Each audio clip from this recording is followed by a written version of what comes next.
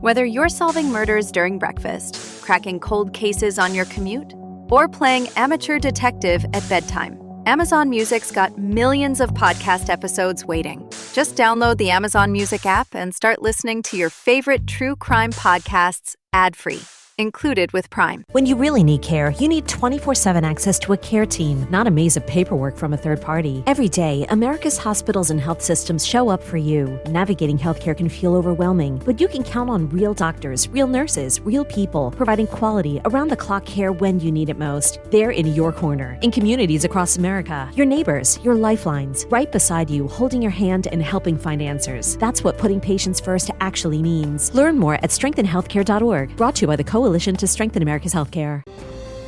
Welcome to Good as Gold, the podcast where we'll share how Olympic dreams are actually human stories. I'm Sarah Hughes, Olympic champion in figure skating 2002 Salt Lake City, and your host for this journey behind the medal. My guest today is Caryn Davies, one of the most decorated rowers in history. A 3-time Olympic medalist, including 2 golds, Caryn also graduated from Harvard, Columbia Law School, and Oxford, making her journey as much about academic excellence as Olympic glory. We talked about the intense teamwork of rowing, what it takes to win on the world's biggest stage, and how she's built a life beyond the water while staying deeply connected to sport. Caryn's story is a powerful reminder of focus, balance, and what it means to keep pulling towards greatness. Thank you for joining today. I appreciate it. I wanted to mostly talk about your Olympic journey, your rowing, a little bit of your post-Olympics life. But, of course, if you have something else you'd want to talk about, we can also do. Oh, that sounds great. Yeah, awesome. So to start, I like to just have some warm-up questions. Mhm. So when was the last time you wore your medals? I was just thinking the other day that I can't remember the last time I got them out of my sock drawer. It was, I think, before my son was born, so that was more than 2 years ago. You keep them in your sock drawer? Yeah, doesn't everybody? I heard that a lot of the swimmers, I think, because swimmers, when they tend to have one, they might have multiple, they Yeah. keep them in their sock drawers. Yeah, that's where I keep mine, in little pouches in my sock drawer. Okay, I like it. Where do you keep yours? Well, I only have one. Yeah, I don't keep it in a sock drawer, but I have it around me. I mean, so one of my dresses is in an Olympic museum, or I think figure skating museum, but Uh-huh. I wanted to keep my medal. Although some So where is it? skaters, it's with me, but not in a sock drawer. I have a safe in my, okay. yeah, so I keep it in a safe. I don't know. I feel like it's safer, Uh-huh. Yeah, I have no idea. but I only have one, so I feel like can't lose it. Did you know if you lose it, you can get it replaced? So, but it's not the same one. No, it's not. What's the process for that? So I saw because Gary Hall lost some of his in the fires in California, and then Thomas Bach presented him with new ones. Mm-hmm. Mm-hmm. Yeah, I mean, for people in this country, you can reach out to the USOPC, to the Alumni Association, and they'll help facilitate it. But yeah, you go through the IOC. The IOC has all the casts in a vault somewhere, so they just have to recast it. Okay, maybe I'll put mine on display then. You'll put it right behind me for Yeah, that's a great idea. this. Yeah, okay. You know what? Now you're also a decorator. I will add that to your resume. What were your pre-competition routines? Did you have superstitions? How did they develop? I didn't have anything very specific because I knew that it's always going to get, things are always going to be weird, and I didn't want to be attached to any one thing that I absolutely had to do. Generally, I listen to music as many people do. Except I had a Walkman. I had a mixtape that I'd had since high school, and I loved that mixtape. And so I just, I listened to a Walkman before warming up. And I generally tried not to take myself too seriously because I think that only just makes you more nervous. So I would kind of like dance around and tell jokes and things. And one of my teammates once said to me, I used to really worry about you before competitions. It just seemed like you were a little loopy. And then I realized that's just how you get ready. That's how you handle the pressure. What songs were on the mixtape? A lot of Prince. Best pre-race music is Prince. In rowing, do you have like a warm up and then you go and compete, or do you have a warm up like hours before and then you guys just all go out to race? Oh my God, we have like 7 warm-ups. But the real like the kind of team stuff started about 2 hours before the race. We would usually go for a jog and then like have a stretch and then have a team meeting. And then probably about an hour before the race, we would get the boat out and get on the water and then do another warm up on the water of about 40 minutes. Oh, rowing's super time consuming. Yes. Yes. Yes. I mean, we would get to the course like 3 or 4 hours before the race. There was a lot of just waiting around. Was this mixtape very long then? I didn't listen to it the whole time. I didn't generally have to turn it over more than once. Well, you have to communicate with your teammates, right? I mean, you're doing a lot of team bonding during that time. Yeah. As a spectator, what are some of your most memorable moments of the Olympics? Were you able to go to a lot of events? I mean, so you've been to 3 Olympics, right? They're super different environments, I imagine. I mean, Beijing, London, Athens. Those are very different cultures. Yes, yeah. I would say the venues themselves were not all that different, but certainly outside the venues, yeah.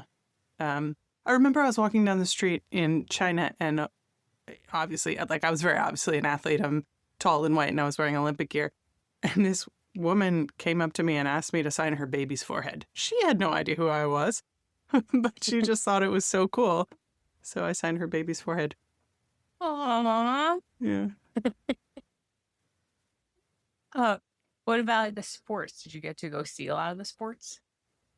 Not as many as I would have liked.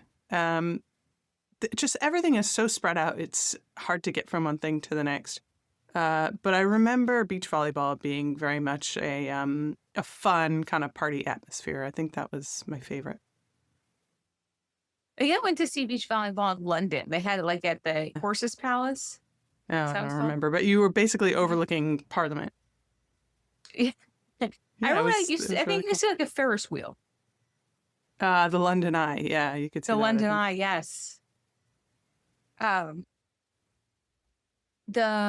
Your U.S. rowing bio said your most memorable sporting achievement was beating all the boys in your class to win the 3rd grade arm wrestling championship. Oh, yeah, man. That was a big deal. I remember that vividly. In the final, I beat, it was either Alan or Andrew Snyder. They were twins, but they were also tall like me. It's funny. You would think arm wrestling would favor shorter kids. But, oh, yeah, I was very competitive even from that age. So how did you get into rowing? Like, is it, because I actually don't, the first time I really met rowers was in undergrad and they were super tight. Like it was a very cohesive community. They had.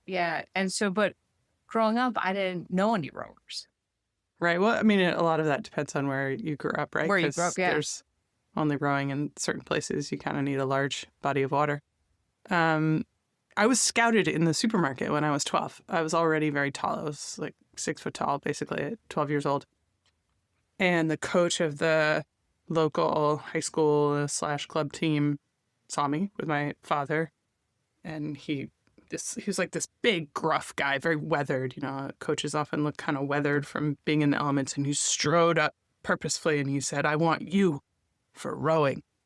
And I was just taken aback and I hid behind my father. But he explained to my father that he thinks I would be a good candidate for the rowing team. And so I went down and tried it, and the rest is history. Is 12 when competitive rowers typically start? No, most people start a little later, actually. A lot of people start in high school. Like most middle schools don't have a rowing program, right? So a lot of people start in high school. A lot of people even start in college because a lot of high schools don't have a rowing program. So I definitely have teammates who started in college.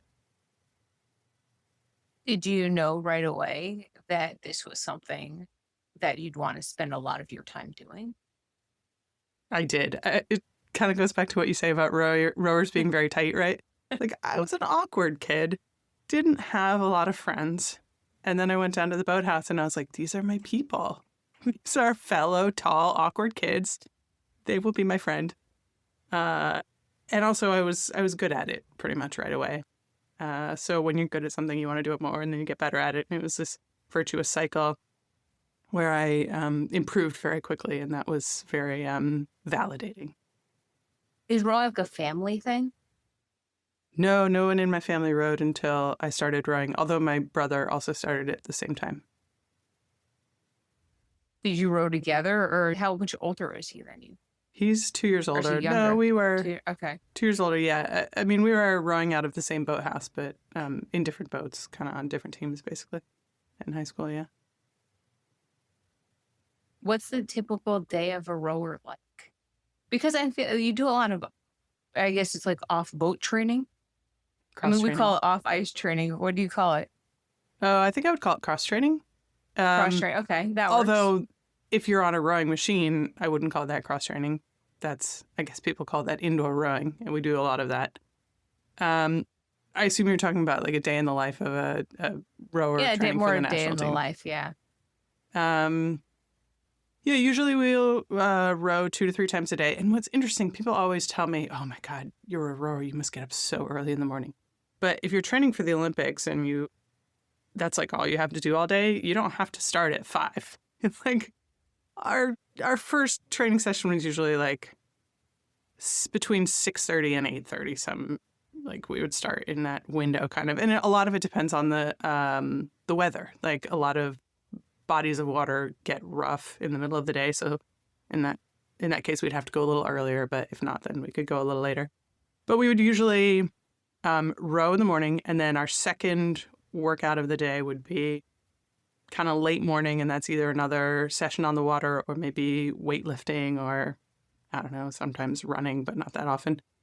And then we would usually row again in the afternoon. And the rows would be anywhere from kind of morning and afternoon would be about 2 hours, and the one in the middle of the day might be closer to 1 hour. That's on the water time. And then, of course, like you said, it's time consuming. Like, you got to get to the boathouse. You got to get the boat out. You got to, like, warm up. You got to stretch. So maybe 3 hours. And what did you do at night to wind down, like to recover, to prepare yourself for the next day? Oh, I mean, eat a lot of food and go to bed. What else would one do? Yeah, I don't know, too. Or it's like, or I guess, you have like the yoga routine or. Yeah, some people are just like, I watch a lot of TV. Oh, yeah, there was definitely a lot of Netflix, especially in later years, right? Because when I started, Netflix didn't exist. It's interesting. So I like tried to make a comeback in 2020. So I had been working a corporate law firm job and I quit that. And I remember thinking like, oh, I'm going to have so much time to like pursue hobbies. And I also, I started my own law practice. So I was kind of doing that on the side while I was training. And I was thinking, oh, I'm going to have so much time because really all I have to do is like train for 6 hours a day. But you forget that you're just so tired that you don't have the energy to do anything but like lie on the couch and watch TV in between training sessions. So I was just amazed at how little I got done in a day when I had training. But yeah, I forgot what your question was. We all watched a lot of Netflix. I was asking about the typical day in the life. But I did want to ask you about coming back out of retirement. Or I guess I know, because I looked at it, I was like, after saw like, okay, your last race was in 2015. And then I was like, wait, you went back to the World Championships in 2019 to try to make another team. I mean, how was a training different from, 10, 20 years earlier to then, in 2019? Or like when you're been doing like your body's obviously you have more experience, probably more Yes. tools to manage yourself, know yourself better, but just the wear and tear in your body. So it's a grind. Yeah. Actually, going back to you asked, like, what's the biggest difference between when I first started and more recently? It has become a lot more serious. And I say that almost not in a good way. Yes, the training volume is a little more, but not ridiculously so, or at least not when I was there in 2020. I heard tell that in 2016 the training plan was even harder. But by 2020, I think the coach had realized that people were getting injured and dialed it back a little bit. But I remember, and maybe again, this could be a function of age. I remember when I first started in like 2002, everyone was either in college or shortly out of it. So we were all like young and recovered easily. And we did a lot of fun things as a team. We would have like pool parties over the summer and we would all go out to dinner. And sometimes, so we were training in New Jersey. Sometimes we'd go into New York City on the weekends. Like we just had a really fun time. And it felt like we were all doing this thing together but it wasn't, it wasn't all that we were. We were also college students and had other interests. By the time I came back in 2020, a lot of the women had been at the training center for a long time. Like were quite a few years out of college and had like that was what they did. And it was almost frowned upon to have interests outside of rowing because I think it was looked at as like you're not committed enough. And I think that's the wrong approach. Like personally, it does not work for me. Because then I just sensed like when I came back to the training center, I just sensed a lot of like angst, a lot of anxiety. And that makes sense. Like if this is all you've done for 10 years, like those stakes are too high. Like if that is your whole identity, every time you go to the line, if your identity is at stake, that's too high stakes. That is too important. And I don't think you're going to perform as well as you could because you'll be tense. So that was the biggest thing I noticed, less so much in the training volume and more in like what people did not do outside of the training. They didn't have as much fun. Now, in some ways that was fine for me because I was a lot older. So I didn't have the energy to go and have as much fun. Like it's like night and day. Like how long it takes to recover when you're 20, I guess I was 20, my first national team, my first world championships. And I was 37 and 39 by the time Tokyo came around 2 years later. Pushing 40, you can't like just stay up late and party and like get up in the morning and row and wash, rinse, repeat. Like I just had to be much more deliberate about my recovery. At the same time, I was also a lot wiser. So I knew, like I could feel if an injury was coming on, and then I would just go to the coach and I'd say, Coach, I think I tweaked something. Can I have 2 days off? And he would say yes. And then I would come back in 2 days and I would be fine. Whereas when I was younger, I might try to row through it and then it would get worse until I had to take like 2 weeks off. So I think I managed myself a lot better as I got older. What made you decide to, I mean, you now have 3 Olympic medals, I have a professional career. I mean, went to 2 elite schools, three elite schools. You have a law degree, passed the bar exam, worked for a big firm where, got valuable training to start your own firm. And then you're just like, I think I can reach the elite level again. Yeah. Like, that's a huge shift. I mean, or I guess like at first you're thinking like, was this in the back of your mind, back in 2015 when you were talking about, this is how I'm going to go end my competitive career. And you're just like, no, I need this in my life. I need to be on the water. I want to be in that competitive environment, super competitive environment. Yeah. I actually retired from elite competition in 2012. In 2015, I raced at the boat race at Oxford, which was, I wouldn't call that elite competition, although it is very difficult. I kind of felt like when I retired, I was like, okay, I've done everything I wanted to do, and it's time to move on with my life. But as many athletes discover when they try to move on with life, like real life is really hard. And I felt a little lost. And I started to think like, what was it that I was searching for all those years that I was rowing that like I was missing now that I wasn't rowing? Like what did I have? What did I lose? What is it in my life that's missing now? And how can I get it? And I knew, like, obviously you can't row forever, right?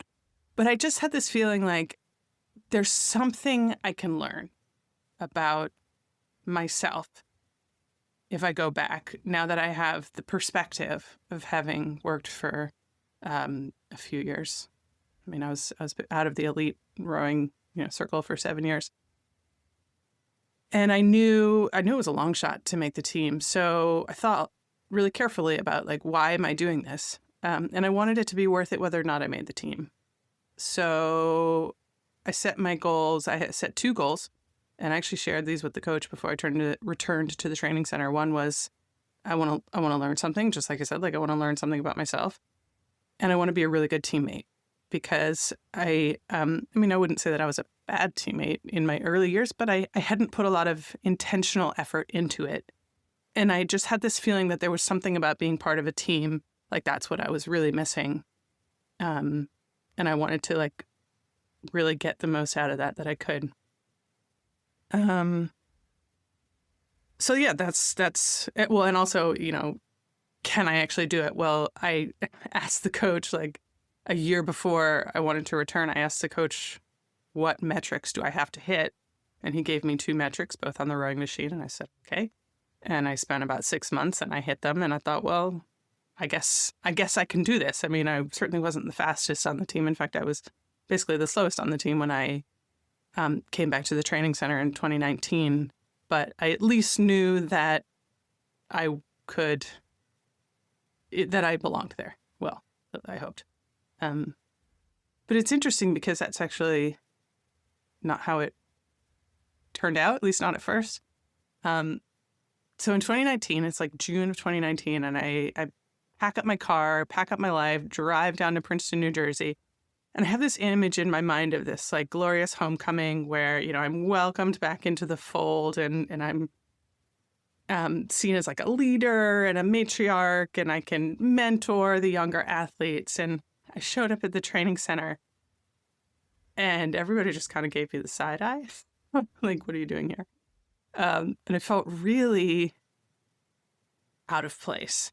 I just felt really unwelcome. And looking back on it, I'm sure part of that is, I think people were intimidated, right? Like, I'm a 3-time medalist and I'm showing up and, like, there's only so many spots on the team, right? So everyone, and as I said, like, there was a very kind of just overall anxious tenor among that group.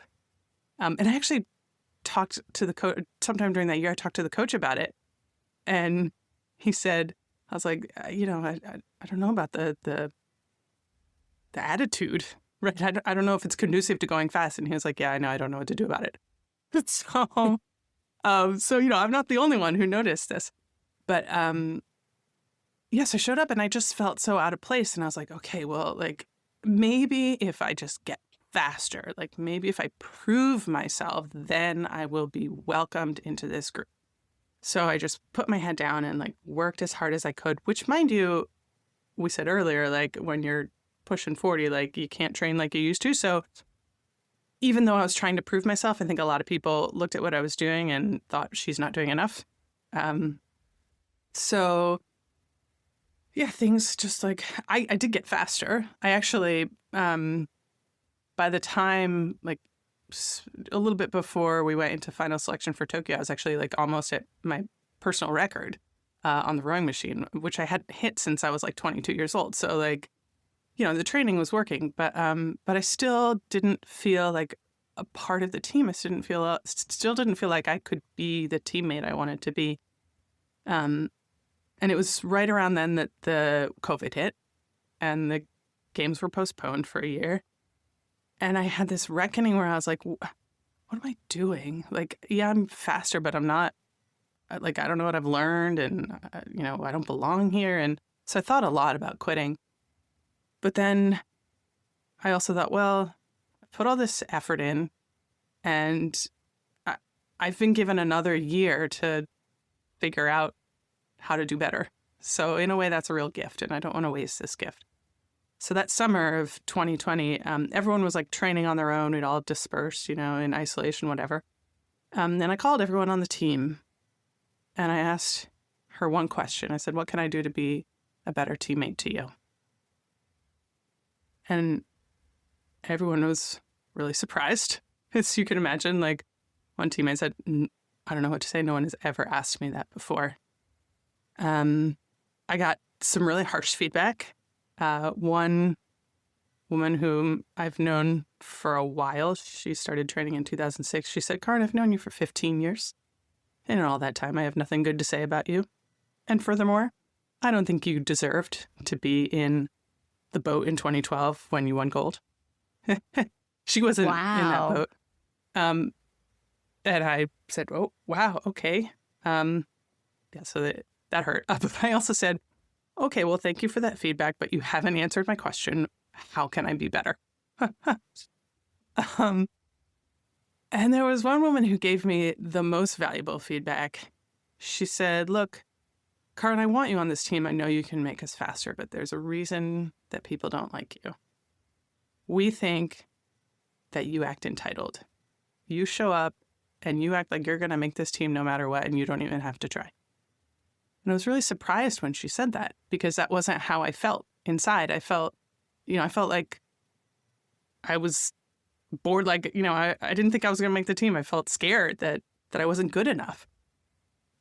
But I also realized that fear had made me kind of close in on myself and not, you know, share what I was going through with other people. So if I just showed up and I did my own thing, and people like saw that as, I think I'm too good for you.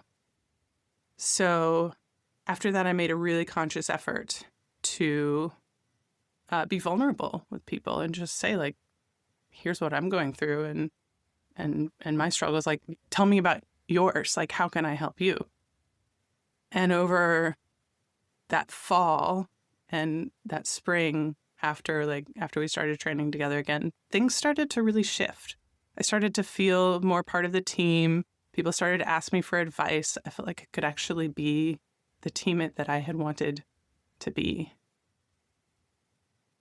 And then in the spring of 2021, things were going great. I was fast. I was part of the team. I got injured, and it took forever to get like the right diagnosis and the right treatment, partially because of COVID restrictions. So I was out of the boat for 3 months, and that was really hard. Like I was watching this dream I had of making the team again slip away. I spent hours and hours on the exercise bike at the back of the bay. I hurt my shoulder, so I was biking all the time. Just, watching people go out rowing and just feeling like, what am I doing here? And cried a lot by myself in the shower after everyone left. But I didn't quit, because I also knew that by sticking with it and trying to be the best teammate I could be, I was also helping the team and setting a good example. Now, when selection finally came around, I didn't do very well. One day, the coach called me into his office, and he said, "Well, I think you know what I'm going to say." And I said, "Yeah, I do. I'm cut, right? Like, this is it." And he said, "Yeah, I can't give you any more chances. You got to go home." But then he said something I didn't expect. He said, with the way you've shown up in the last few months and your actions in support of this team, you've shown that you're a true Olympian. A lot of the women on this team don't yet know, they might never know what it means to be an Olympian, but you've shown you're a true Olympian. And with that, I gathered up my stuff, slung my bag over my shoulder, walked out of the boathouse. Actually walked right by a group, like the team, the women who were looking like they were going to make the team. They were stretching kind of at the side of the boat bay, and I walked right by them, and I didn't say anything. I couldn't even look at them because I knew that if I did, I would cry, and I didn't want to cry. So I just walked out and got in my car and drove away. And the same woman who had given me that feedback about, we think you're entitled, I spoke to her months later, actually, and she said, that day when you walked out of the boathouse and you didn't even say goodbye to anyone, I thought, this can't be how Caryn Davies ends her rowing career. Like, she is a legend. She can't just walk out and not say goodbye. But that wasn't how it ended. Over the next few days, I got messages from almost everyone on the team saying, "Hey, thanks so much for helping me get better." One woman said, "I couldn't have gotten through this year without you. I have so much respect for you, more than almost anyone else in my life. Thanks for being a mentor to me." And getting those messages, I realized that I'd actually won something more important than another Olympic gold medal. I'd won the trust and respect of my teammates. And I also figured out what it was, like why I rowed all those years and what I missed when I retired. I really just wanted a community. I just wanted a place where I belonged and where people cared whether or not I showed up. And the thing is, once I realized what I was looking for, I realized also that you can find that in other places in your life if you're just intentional about it. So retiring for the second time was much easier because I didn't have to lose my community. I'm crying. I still cry a little bit when I tell that story. It's very emotional. I mean, because, listening to you just now share this, it's like, you've been at the peak for so many years. You take a step away from the sport to try something else. But even if you have these, amazing times or hitting the metrics, like it takes so much courage to go back and put yourself, even though you're a team, you're competing against each other to make these spots or to make the Olympic team. And you really have to, like you talked about the fear, but you don't want to show anyone. Yeah. Or you're afraid, to show some vulnerability. I mean, I don't know. Yeah, it was hard done.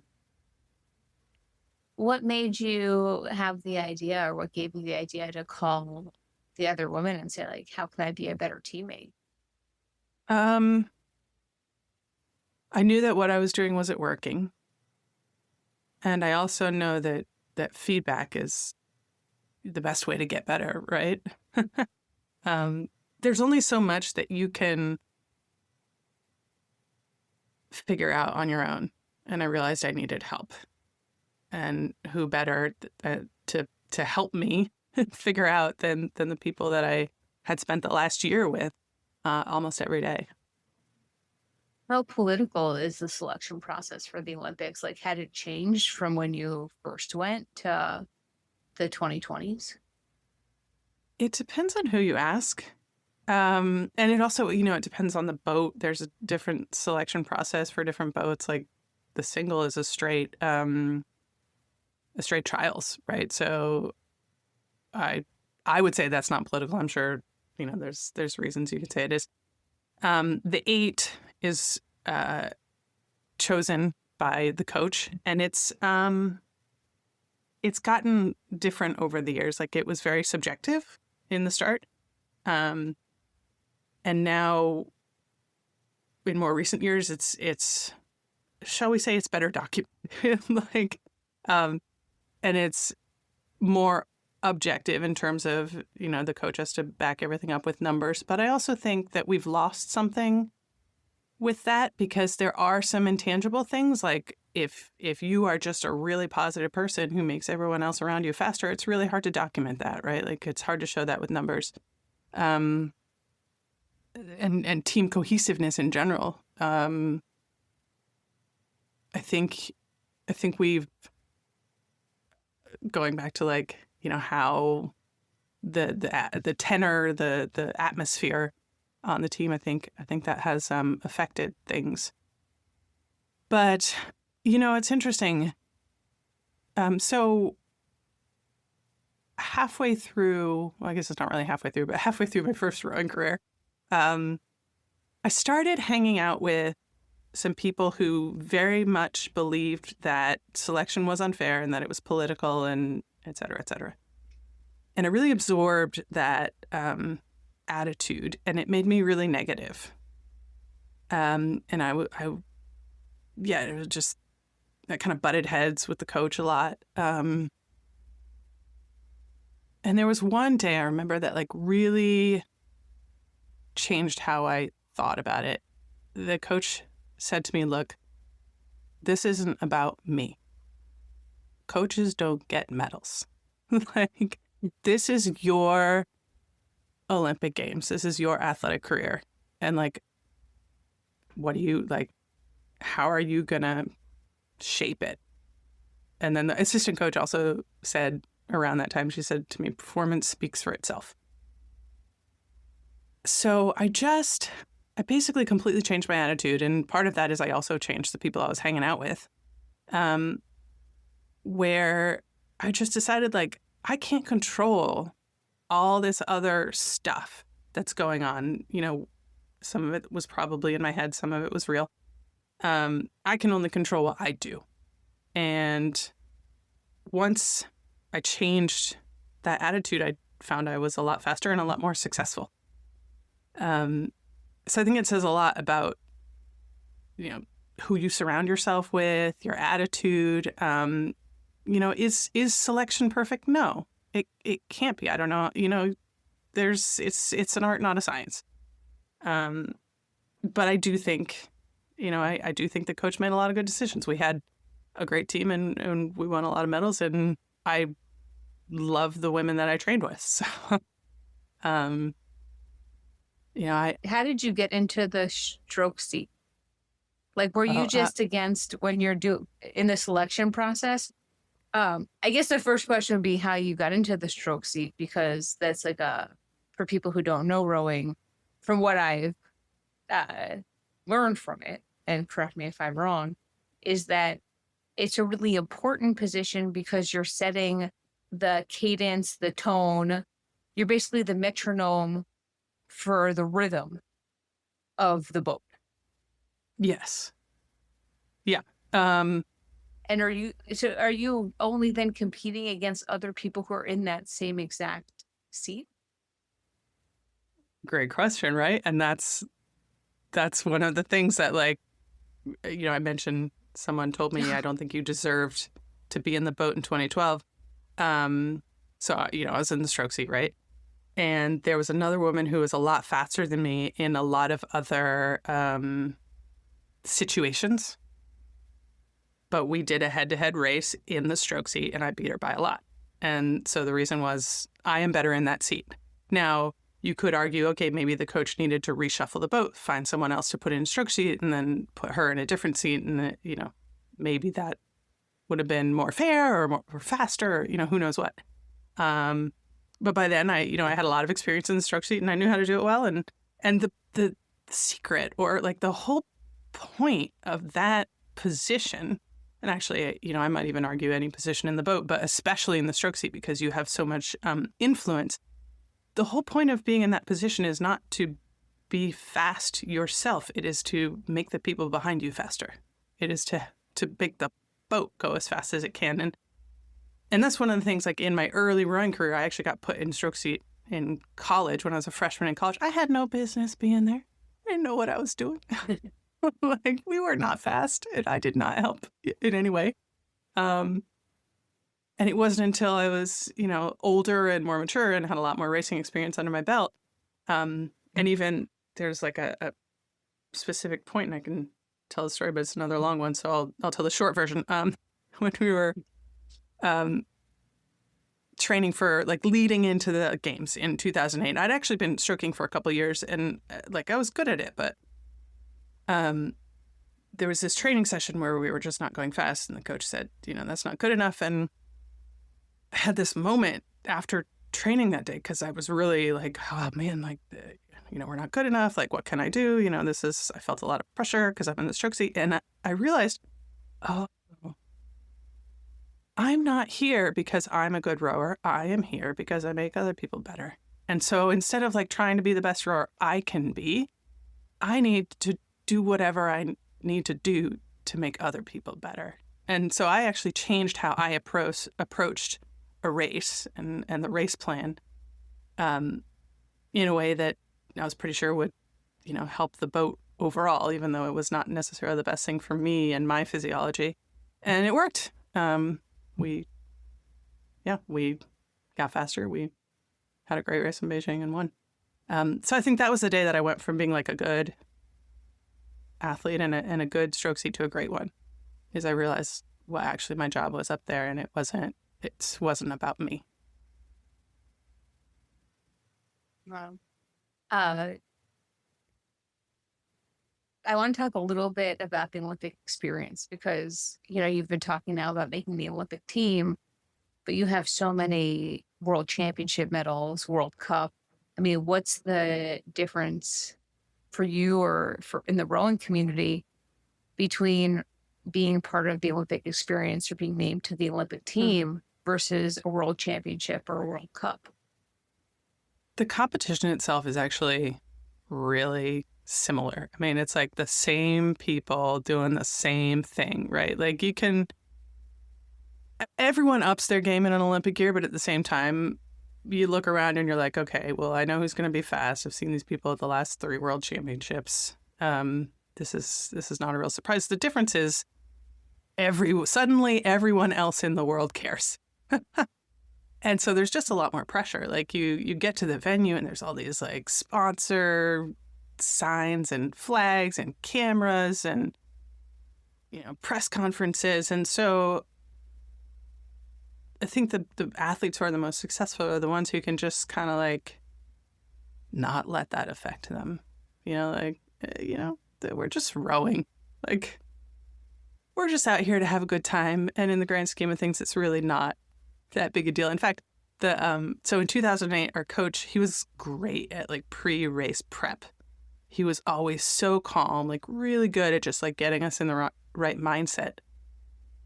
And his pre-race speech to us in Beijing in 2008 went something like this. All right.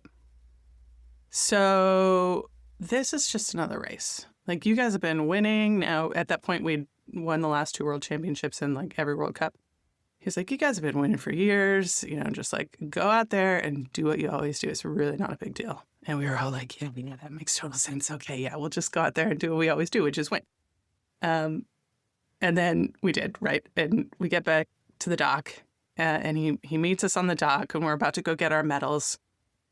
And he says, you remember what I said about this being another race? That was bullshit. This is the bleeping Olympics and you just won a bleeping Olympic gold medal.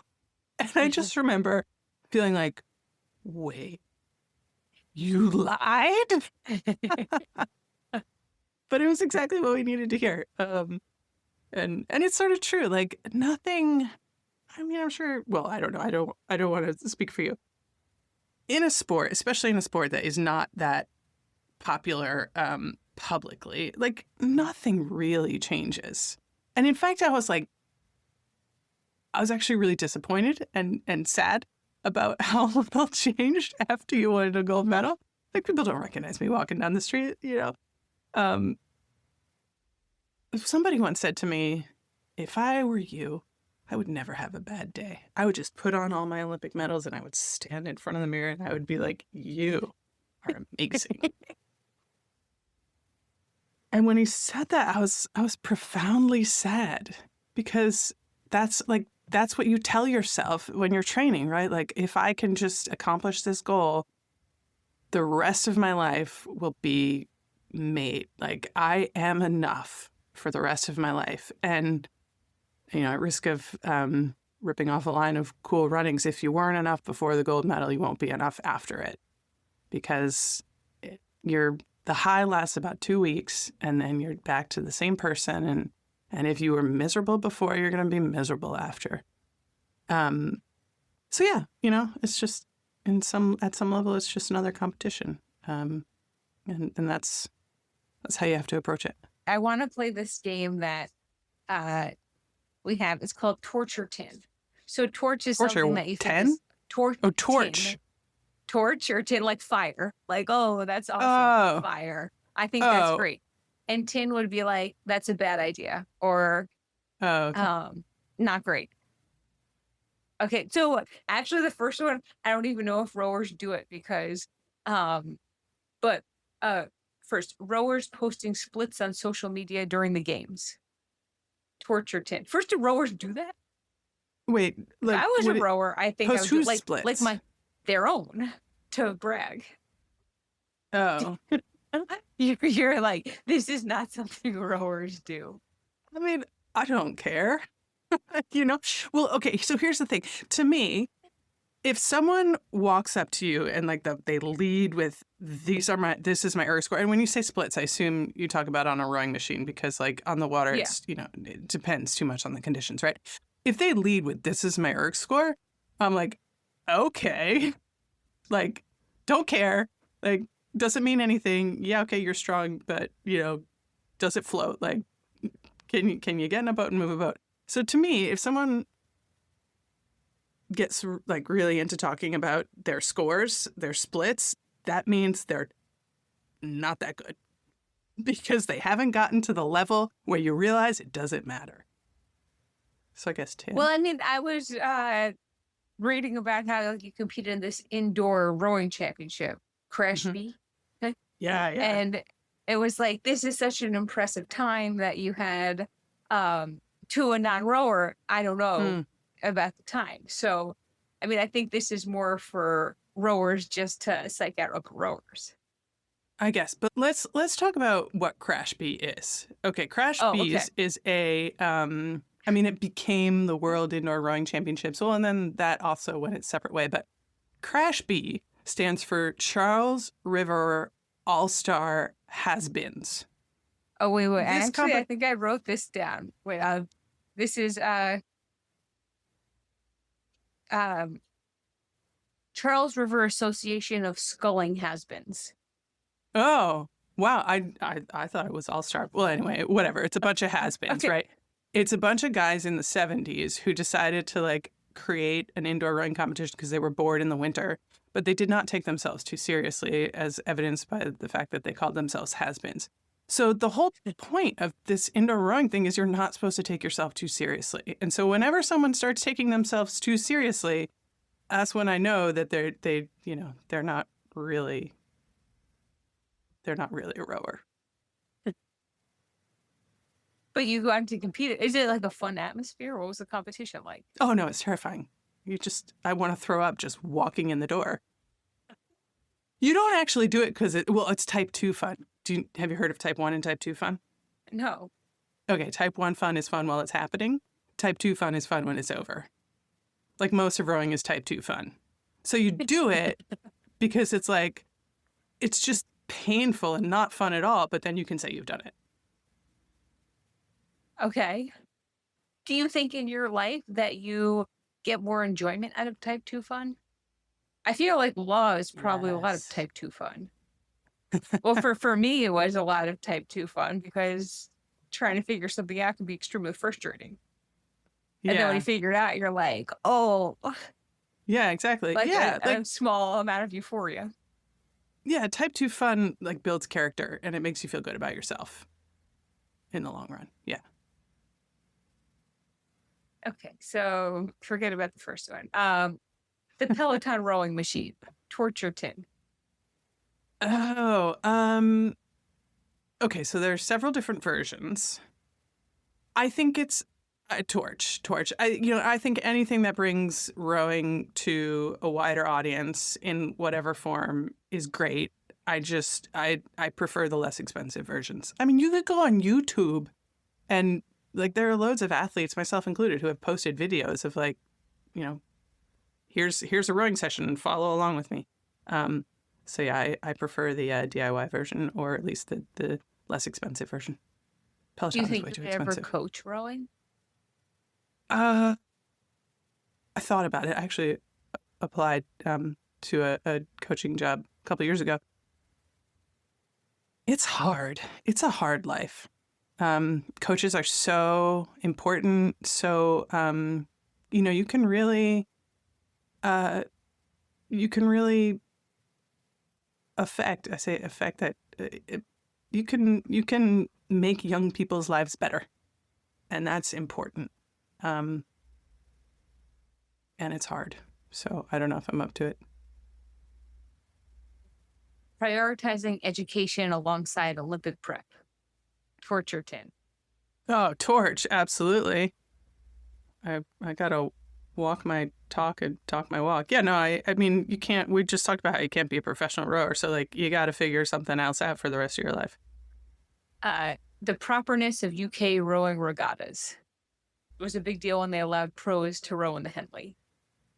Yeah. Well, okay. So there's you can interpret proper a lot of ways, and I'm gonna interpret a very specific way. I would say torch, because to me, one of the best things about rowing is its traditions. And, some of them deserve to be tinned, but overall, I think the maintenance of tradition is a torch. I think it's a wonderful thing. And I mean, rowing at Oxford, so much tradition. Loved that. Love going to Henley, dressing up. You just feel like you're part of something bigger than yourself. Understood. Okay, weight categories for rowing. Oh, this one, oh my God, I'm going to get crucified. Well, the Olympics no longer has weight categories. No, I Yeah. agree with the decision that the IOC made. The top lightweights are competitive with heavyweights, and I've seen a lot of very unhealthy behavior of athletes trying to make weight. And I think everyone should be welcomed as an oarsman or woman, as an athlete, regardless of your size. And yes, it's true, some people won't be able to make it to the top level without lightweight rowing, but nobody has a right to row at the Olympic Games. So, Tin. canoe slalom. Oh, that's a cool sport. Torch. Yeah. Oh, I love watching that. Lawyer jokes. Well, it depends if you're a lawyer or not. If you're telling them to non-lawyers, then definitely tin. You know what? I'm on the same page as you because the non-lawyers who tell them to me, I don't find it funny. Yeah. I was like, you know what? You don't know what it's been like. Working in big law as a first-year associate. Oh, awful. Tin. Why would you put yourself through that? Why did I put myself through that? But you don't really know when you first get there what it should be like. So your expectations are being set kind of as you're in the group, like as you spend your time there. Did you always know that you wanted to go work in big law? Or were you thinking like, you'd work for the government or you'd clerk? No, I always knew that I didn't want to work in big law. but I did it anyway. No, I knew it was miserable. Okay. You learn a lot of really important things. I've worked with lawyers who did not start out in big law, and there's a very noticeable style difference. And it's something that I guess, I'm sure there's a more humane way to teach that level of like customer service and I don't know, just like detail. There's got to be a better way to do it, but I learned a lot, so I don't regret the time I spent in big law. But I never intended to stay. Life is too short for that.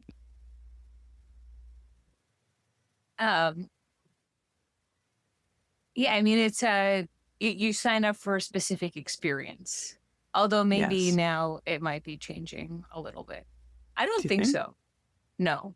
I haven't seen it. The time that you spend is revenue for the firm.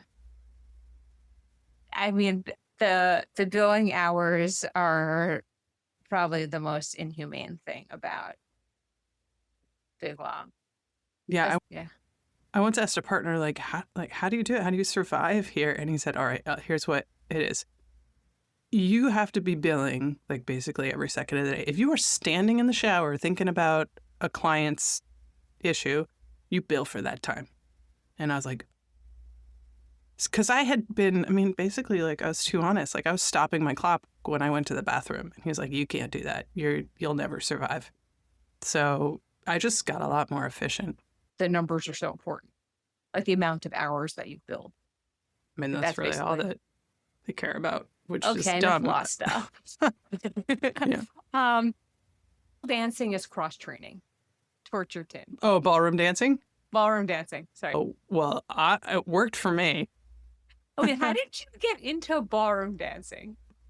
I just always loved dancing and movement since I was a kid. Like, it just makes me feel good. So when I, I'd taken dance classes here or there, but when I went back to Harvard after Athens, I took like the fall off of rowing and I joined the ballroom dance team and actually went to a couple competitions. I was terrible, but whatever. I had a great time.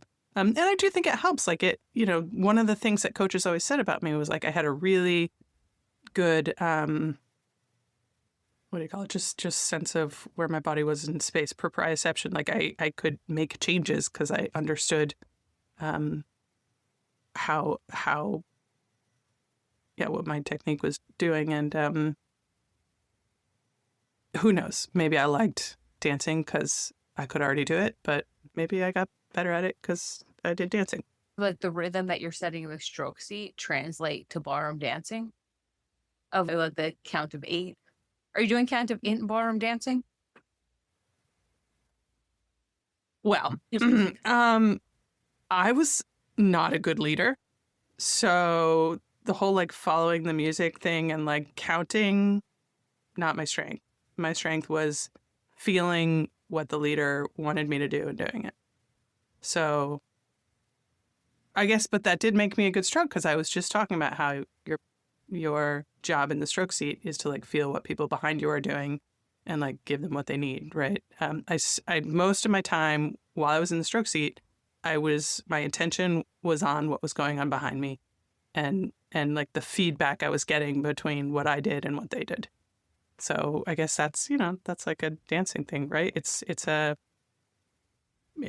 dance between two people. It's a give and take. Those are my torture 10 questions. So I'll take it that do not really view it as cross training, more like as a pastime. What do you do for fun? Or is most of your fun considered like type 2 fun? I think most of it is type 2 fun. Like my husband and I, when we first met, we would go on these like crazy kind of adventure things. As an example, we signed up to do a race in kayaks that was 30 miles long. And I had done a decent amount of kayaking, but he had done like none ever before in his life. Like maybe been in a kayak a couple times. But his attitude is like, sure, I don't care about making a fool of myself. I don't care about like suffering. Like, let's do it. So those are the types of things that we like to do for fun. Okay, a little bit of different subject. So you were president of the U.S. Olympic and Paralympics Association. Yeah. What were you most proud of accomplishing during your term? Ooh. Um, What made you want to take the position? so it's the alumni group, and I heard from so many athletes that they felt discarded after they retired, and I think that's wrong. Like we we have done something valuable. Now I don't think you deserve to be lauded for the rest of your life, right? But um, I felt like the most important thing to help athletes not feel adrift was to create a community. And so, I'm not sure that I accomplished that. I think it's very much still a work in progress. Um, but what I did accomplish is just raising awareness within the organization, the U.S. Olympic and Paralympic Committee, of the need to bring retired athletes back into the fold and make them feel valued. And hopefully we'll start to see some changes. How do you think that happens, though? Oh, like how did I do that? Yeah, like how would I mean, a lot of athletes then do like want to go back to the games, and then like you know, only so many tickets that you can get for Right. certain events, or you know, when you go as a spectator, just purely as a spectator, bring your family. It's not necessarily that you're always feeling like you're welcome. Yeah, I think the issue of like games tickets, that's tough, right? Because that's a local organizing committee thing. I don't think we're gonna be given alumni free tickets anytime soon. But like as an example, the USOPC will hold a sponsor event in Boston, and they'll like fly in a few famous athletes, and they like I might not even know that it's going on, this event. When what they could do is invite all the local Boston area Olympians and Paralympians to show up at the event, and it bugs me how much the USOPC relies on their stars, because I think there's a lot of real value in the experiences of the athletes who are not famous, to connect on a personal level with. We're talking about sponsor events, but even more so with just the American people who support us. There are only so many famous athletes, and there are, like 300 million Americans. We could do a much better job of reaching out to our communities, inspiring young athletes. And as a alum, I think that really makes you feel valued, and it doesn't take that much time, and it doesn't take a lot of money to just like get some people together and showcase local alums in your area. But someone needs to organize that, and it's generally like I'm too busy for that these days, so I need someone else to do that, and I think the USOPC is best positioned. Yeah, I mean, like you're talking about the community and rowing, or that you felt like you had this community. Do you feel that? Like, I certainly feel it when I meet other Olympians, that we have some type of common understanding of this big part of our lives, and big part of our identity is of what we've went through to try to achieve, this commitment to one thing, to try to achieve excellence. Yeah, I definitely have a big community of certainly high-level athletes here in Boston, but most of them are rowers. And so I think a lot of retired athletes, they find that community within their sport, but then we're missing out on meeting people from other sports who have a slightly different perspective and might be actually really interesting to talk to. So I think that's the kind of thing that we need help with. So I guess we'll end on this note. I didn't know about your training stories, and I wasn't sure, like when I was like reading your bio, I was just like, you're so inspirational, but is it relatable? Because most people don't have so many high level accomplishments. And So to hear you talk about it and to talk about the human side of Yeah. going through that and the journey. And it's like, yeah, like what you said, when you're training and it's hard, or I mean, when you're going through school and it's hard, you're just thinking about the end. Like Yeah. if, I make the podium, or if I win, or if I, pass the bar, or once I, finish this case. And then you realize, like, wait, that's it? Yeah. Yeah. And Some people like, never realize that what they, were looking for was a community. yeah. Sometimes that's because they don't accomplish their goal and they figure the reason they're not happy is because they didn't accomplish it, or you just kind of, you do, and then you're like, I lost my train of thought. Oh, well. To be continued. Hopefully, a lot of people will listen. Oh, I was thinking, yeah, we were talking about relatable. Like, people can't relate to winning a gold medal, right? And, well, you can, right? But, like, most of your listeners can't. So I guess that's another reason why maybe. But for a lot of people, that's like the main thing. But for you, it was just like so many things. It was Ivy League undergrad, Oxford, Columbia Law, working at, like, even though we were saying how it might not be the greatest to work in big law, but that's a goal for a lot of people, at least for a few years, to pay off student loans or to get the experience so they can go work at the legal job that they want. And so it wasn't just, all the success of being the most decorated rower in history. There's misinformation out there, and I actually believed it at one point myself. No, there's American. No, not even. Well, it depends how you define it. Like, are you talking about golds? There's another American woman who has more Olympic golds. We're talking about decorated. Oh, overall medals. Yeah. I swear, I think there's a Romanian woman who has more. But again, it depends how you measure it. Like, are we including like World Cup medals? But maybe it's because they're including the Thomas Keller medal. But that's not very IOC. Impressive. That's probably the one I'm most proud of. But because it's like, not only did you win, but the people you beat still like you. I mean, people said such nice things about you too, or people in the rowing community. So, I mean, that had to feel good. And it was recent. Did you go somewhere to get the award? Yeah. It was awarded in Lucerne. So the like final World Cup of the season is always in Lucerne in Switzerland. So they had a little ceremony there last year. It was really nice. Did you bring your family? I did, and Davies, my son, was the star of the show. He was 9 months old at the time, and I bought him this like rowing blazer and a boater hat. But he, as a kid, right? He like always wanted to take off his hat. So I told my husband, I was like, right before they introduced Davies, you need to put on his hat. So my husband put on his hat and held him up, and he took off his hat, and like it looked like he was acknowledging the crowd when he took off his hat. And everyone went wild. It was the best part of the ceremony. See, he already has the showmanship. Exactly. Amazing. Good to see you, Sarah. Bye.